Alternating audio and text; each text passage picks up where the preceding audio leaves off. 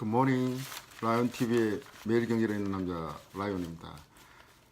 2018년 11월 19일 매경 브리핑을 시작하겠습니다. 독자 여러분, 오늘부터는 라이온TV의 매경 있는 남자 라이온의 브리핑 시간을 일면 톱 기사부터 하는 것이 아니라 라이온TV를 보는 개인 여러분들이 자신의 피부에 와닿고 자신의 재테크에 직접적인 도움을 줄 수 있는 그런 기사부터 먼저 진행을 하겠습니다. 먼저 오늘 소개하는 주요 기사는 요겁니다.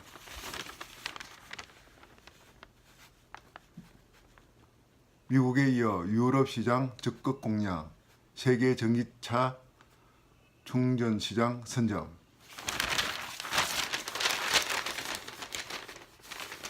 아직 코스닥에 등록된 시장은 아닌데요. 시그넷 이뷰라는 회사가 있습니다. 시그넷 이뷰. 관련된 기사를 읽어드리겠습니다.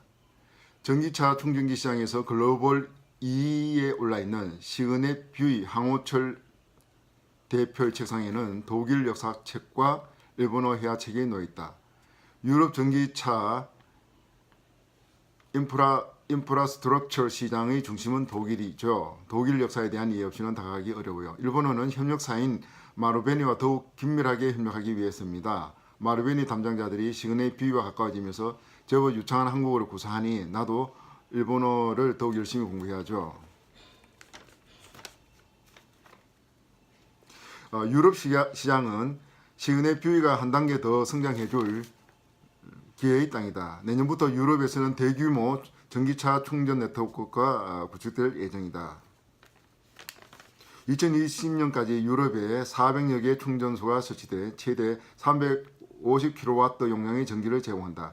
국내 급속 충전기 충전량이 약 45kW 수준임을 감안할 때 충전 속도가 무려 8배 가까이 빠른 셈이다.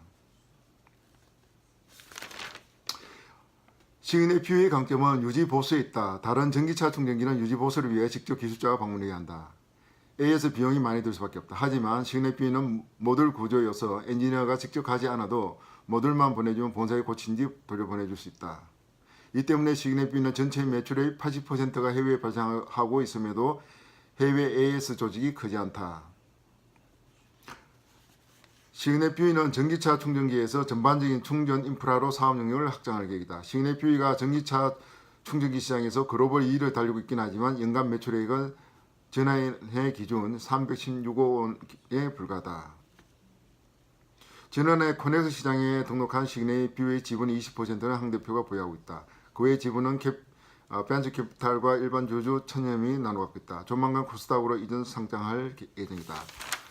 독자 여러분, 이제 휘발유차를 몰아내고 전기차가 시대의 트렌드를 형성할 차라는 것은 이제 익히 알고 있습니다. 전기차가 세계 시장에서 이제 대부분을 차지할 정도면 당연히 전기차를 충전하기 위한 충전기 시장도 여전히 클 것으로 당연히 예상됩니다. 그런데 이 시그넷 뷰가 지금 세계 전기차에서 2위를 다루고 있다고 하기 때문에 이 회사의 성장 가능성은 엄청나고 보여집니다.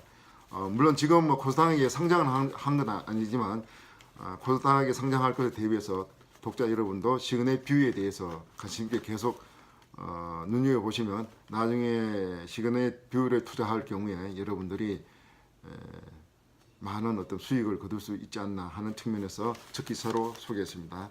회사명 이름은 시그넷 뷰입니다.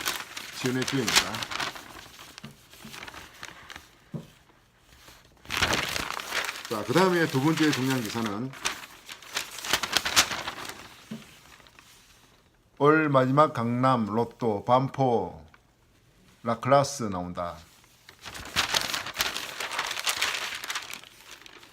12월 DH 라클라스 848가구 중 210가구가 일반 분양되는데 중소형의 일반 분양 97%를 차지하고 만약에 여기 당첨된다면 84평방미터 넓이를 기준으로 차익이 5억 원이 된답니다. 그러니까 되기만 하면 그 차익을 5억 원을 누린다. 이게 완전 로또지 않습니까? 서울 서초구 반포동 일대 3호 가든 맨션 3차 재건축 DH 라클라스가 12월 올해 강남권 마지막 분양에 나선다. 원래 극히 드물었던 강남권 분양인데다 한 해 처음이자 마지막 반포 신규 분양이라는 점에서 관심이 집중될 것으로 보인다. 특히 주택도시보증공사가 강남권을 중심으로 분양가 통제를 강하게 걸고 있는 상황이라 연말 마지막 강남 로또로 나올 수 있을지 주목된다.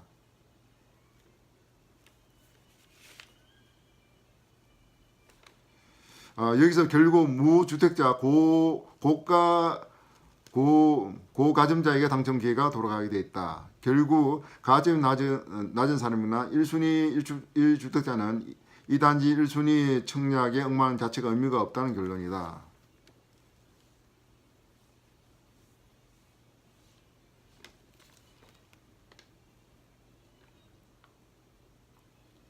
현재 시세를 적용해 차익을 계산해 보면 3.3평방미터 그러니까 한 평당 분양가 5천만 원이라고 해도 전용 84평의 기준 5억이 남는다는 생각해 볼 수 있다는 겁니다. 그러니까 되기만 되면은 5억 원을 갖다가 그저 벌 수 있다는 겁니다.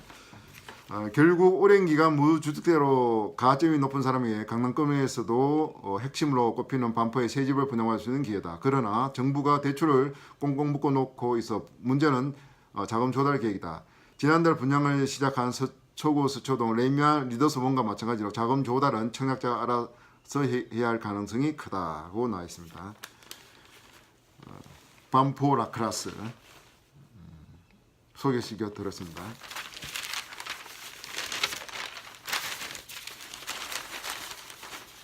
그 다음에 오늘 매일경제 일면 기사입니다.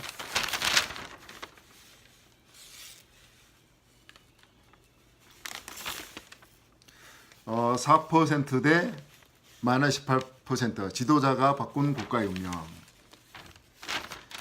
이 내용은 뭐냐면은 거의 비슷한 처지에 출발했던 그 두 남미 국가인 칠레와 베네수엘라의 그 경제 성장률을 얘기한 건데 어떤 지도자를 채택하냐에 따라서 그 나라의 운명이 하나는 칠레의 경우에는 4% 그는 2018년 기준으로 4%의 경제 성장률을 이룬가 하면 베네수엘라 같은 경우는 오히려 마이너스 18%의 경제 성장률을 이뤘다는 겁니다. 그 기사 중요한 내용을 제가 다이렉트로 읽어드리겠습니다. 한때 비슷한 두 나라의 운명이 이렇게 극명하게 뒤바뀔 수 있을까? 그것도 불과 6년 만에 2012년만 해도 두 나라 칠레와 베네수엘라는 경제 성장률이 5%로 비슷했다. 하지만 한 달 반을 남겨놓은 올해 경제 성적표는 완전히 딴판이다. 최근 경기 침체 속에서도 한 국가는 4%대로 견고한 성장세를 보였지만 다른 국가는 마이너스 18% 좀처럼 보기 힘든 성장률을 기록했다. 남미 자원부국 칠레와 베네수엘라 얘기다. 올해 칠레는 경제가 급반등하면서 중남미 모범국으로 떠올랐지만 베네수엘라는 몰라의 길을 고속도로 빼앗들고 있다.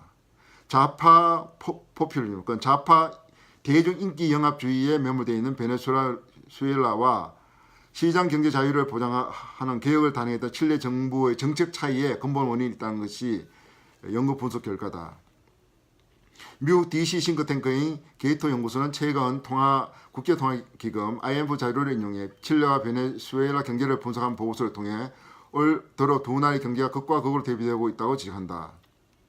보고서는 이 같은 현상이 발생한 이유는 시장을 확대하고 경제 자유를 보장하는 개혁 정책의 유무에 들었다. 칠레는 올해 3월 취임한 세바스티안 피네라 대통령이 법인세 인하, 조세 단일화 개혁, 대규모 인프라 투자, 자유무역 협력 확대 등을 중심으로 4대 경제개혁을 강도 높게 추진하고 있다. 그러나 1950년 1인당 GDP 전 세계 4위에 올랐던 석유 부국이던 베네수엘라는 최저임금 인상, 무상교육 확대, 무상의료 확대 등 포퓰리즘, 대중인기 영합주의 정책으로 일관하며 경제가 급속히 망가졌다. 여기 보면은 두 나라에 금융된 대 보입니다. 칠레는 지금 막 그 부양살 속출해서 이는 무슨 그 스포츠카를 몰고 있는데 베네수엘라 같은 경우는 지금 어느 노부인이 지금 마트를 돌고 있는데 물가 극한 인플레를 해가지고 마트에 지금 물건이 텅 비어 있는 이런 상황입니다. 두 나라의 경제 극단적으로 보여주는 그 장면입니다. 참 우리나라도 지금 좀 잘 나가야 되는데 지금 우리나라가 이렇게 칠레처럼 잘 나갈지 안 그러면 베네수엘라처럼 있는 나라가 될지 정말 국가 운명이 좀 비로나서 있습니다. 국가 정책을 최고로 책임지는 그 담당자 장관을 비롯한 우리나라 그 대통령들 이런 지도자들이 정말 바짝 좀 긴장하고 좀 정신을 차려야 할 순간입니다. 정말 우리가 지도자 참 중요하다는 것은 그 2002 월드컵에서 우리가 경험하지 않았습니까? 월드컵 대표팀으로 히딩크가 와가지고 대한민국이 그 4강까지 오르는 것이 신화에 이렇습니다. 경제도 마찬가지라고 봅니다. 우리나라 경제를 누가 어떤 리더가 그걸 차지해가지고 추진하냐에 따라서 대한민국 경제가 정말 월드컵 4강에 올랐던 그런 새로운 신화를 서느냐 안 그러면 지금 그 완전히 망가진 베네수엘라 같은 경제 수준이나 두 가지 양극단의 지금 상황입니다. 국민 여러분도 정치에 대해서 그 무관심할 게 아니라 이 결국 정치가 경제에 상당히 영향을 끼치는 점에서 대한민국 정치에 대해서 계속 촉수를 갖고 또 관심을 갖고 이 정치에 대해서 관심을 가져주셔야 될 것으로 믿습니다. 오늘 라이언 TV는 이것으로 마치겠습니다. 바이바이.